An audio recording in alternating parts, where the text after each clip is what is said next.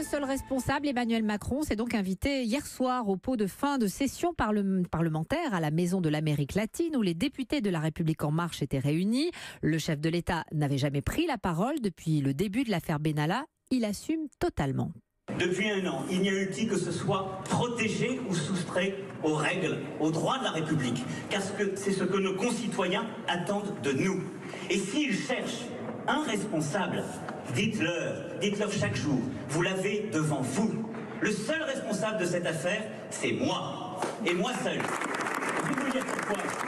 Parce que celui qui a fait confiance à Alexandre Benalla, c'est moi, le président de la République.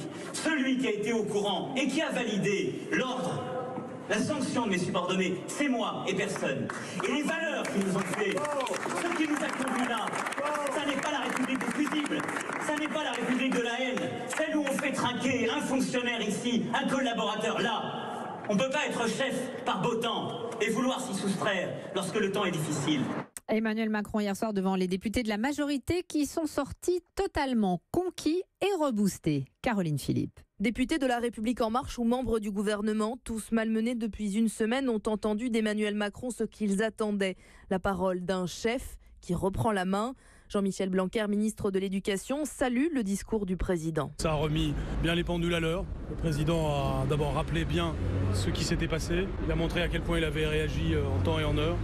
Et je pense que l'ensemble des parlementaires présents ont été très heureux de le voir ramener les choses à leur juste place. Un avis partagé par Anne-Laurence Pétel, l'élu des Bouches-du-Rhône, a été convaincu. Je l'ai trouvé combatif et je l'ai trouvé positif comme d'habitude. À chaque fois, de toute façon, il est limpide, il est clair, il est transparent, il assume. Et même Gérard Collomb, ministre de l'Intérieur, l'un des principaux acteurs au cœur de la tourmente, acquiesce. Je suis le chef. Sur les images diffusées sur les réseaux sociaux, on voit un président entouré par ses troupes. En aparté, un député nous l'avoue, ça nous a fait du bien. Ça nous a ressoudés.